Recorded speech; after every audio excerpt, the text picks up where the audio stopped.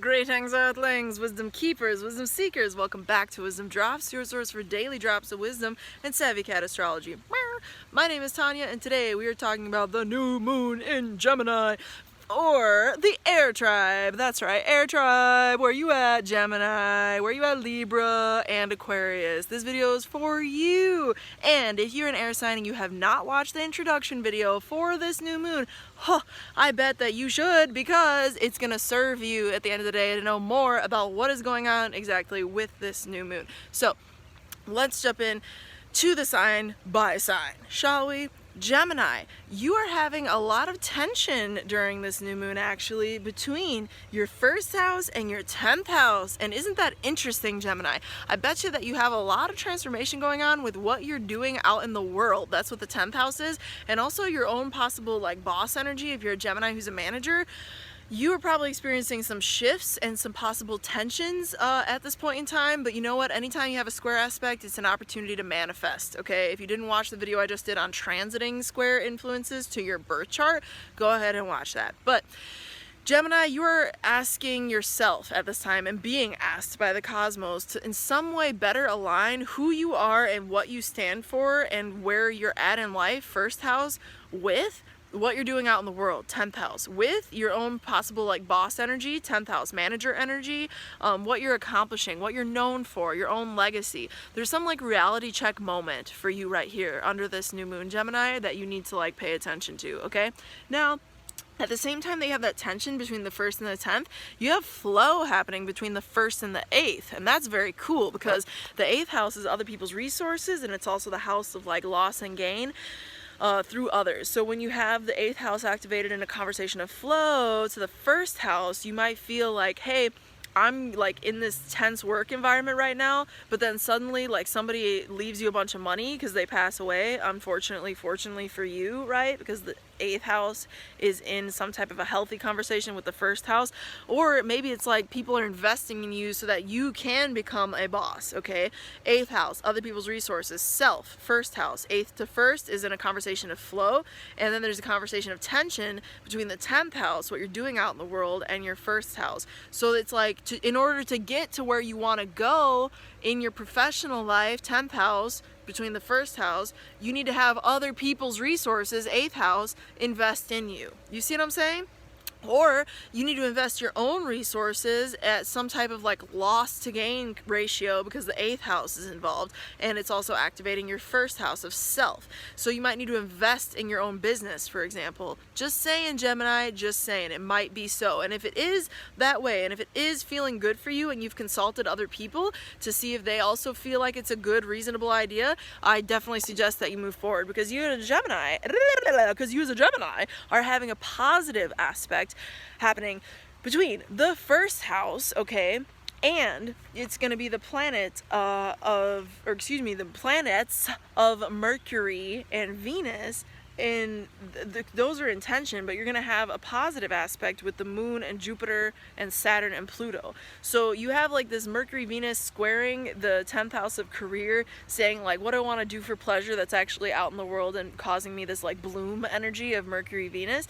But then you have this like that underlying sense that like there's not fulfillment there because that's the square, but then at the same time you have that positive energy happening between the 1st and the 8th and the 9th for that matter. So the 1st house is being activated by other people's resources and money, but the 9th house, Gemini, is also important and activated here because Saturn is there. So if you're a Gemini who's deciding to go back to school for higher knowledge, to gain some type of higher knowledge, or you're leveling up your spirituality game right now, because the 9th house could be something to do with that as well, then I say go for it, and it's going to be good for you, because Saturn is at 1 degree of Aquarius, and it's in a conversation of flow with the new moon itself, and so that's like huge by 1 degree of difference. So it's time to build, Gemini. It's time to put in the work, because retrograde season is here, and it's in your 8th house and your 9th house. So it's like other people's money, resources, things that you need to like invest to get out a result, things that you need to put in to get out of a result of something, that is lit up like a Christmas tree during this moon. And you could actually level up in a very powerful way over the next 2 to 4 weeks as a Gemini energy person, because, you know, it's in your first house. All of this energy, all of it is activating your first house. You have a stellium in your first house right now, Gemini. The moon is there obviously with the sun because it's a new moon, but Mercury is also there with Venus. So take advantage, Gemini, take advantage. Libra, where you at, Libra? Hi. This video is for you, this portion. So you're having tense energy between your 9th house and your 6th house if you're a Libra. The moon itself is in the 9th house, and the 6th house is where you're going to be receiving hard aspect from Mars, okay? You're also going to be receiving hard aspect from Neptune in the 6th house to the 9th house of Gemini. That is also where Mercury is conjunct Venus. So there's something not quite lining up for you, Libras, between your daily habits, 6th house, and your higher happiness and also your higher knowledge. So maybe you as a Libra have been performing something on a daily level that has not been in service to your higher knowledge and your higher self and kind of like your higher happiness and your own inner sense of joy, because that's like 9th house rules a lot of joy, right? And also the higher knowledge and the spirituality of things. So maybe there's something that hasn't lined up. Maybe you haven't been on your spiritual A game or your spiritual practice regularly enough and you feel like a tension or a loss from that. If that is you as a Libra, take advantage, because you're receiving a positive aspect from the 4th house, between the 9th house and the 4th house. So whatever that belief system is or that higher knowledge that you feel like you haven't had an opportunity to line up with, or you feel like has been sick because the 6th house of illness is there in conversation of tension, this is a time to heal it, a really good time to heal it. And how do you heal it? Through the 4th house theme. So through home and through like where you're from. If you're a Libra and you're like out there needing to go back to like where you're from, like your actual roots, and you're getting the message to do that, and you need to change up your daily hobbies, daily habits, 6th house, and even what you do for work, 6th house, then go ahead and do that. Return home to where you're from, because under this moon it can be really good for you, even if it's just for a little visit, Libra. Do it, because you know it could be beneficial. Also, like your home environment, you might feel needs to shift or is shifting in order to better reflect your higher spiritual values or your otherwise higher knowledge or joy, because the 9th house is activated there in a conversation of flow, and that will go better than otherwise possibly, Libra, because you have that positive aspect between the 9th and the 4th happening. So if it is the time to do that, then talk about it with any relevant people and do it, because as long as you vetted it through other people, don't get lost on a total whim, because the Neptune energy is strong, okay? And you can get like caught up like running away with the fairies a little too much sometimes. I don't really know when you can get too caught up with the fairies. I suppose they are, generally speaking, very beneficent creatures.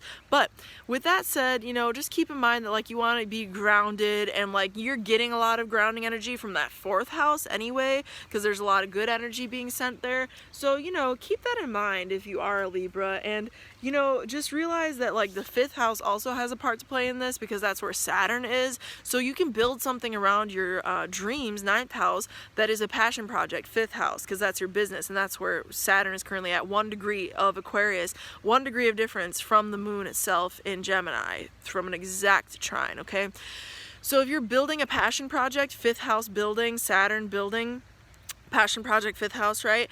And you decide that that's going to be something that will ultimately serve you, then I say absolutely go for it, because you have 100% backup to do that at this time. And you know, the 4th house is there supporting you, because Pluto is transforming home environment, and Jupiter is bringing to light knowledge that was not previously known, because Jupiter is the great benefic, and wherever he goes he brings a little bit of like sunshine vibe with him, even though he's not the sun. He's just like Santa Claus. So Santa Claus and Kali Ma are both in your 4th house.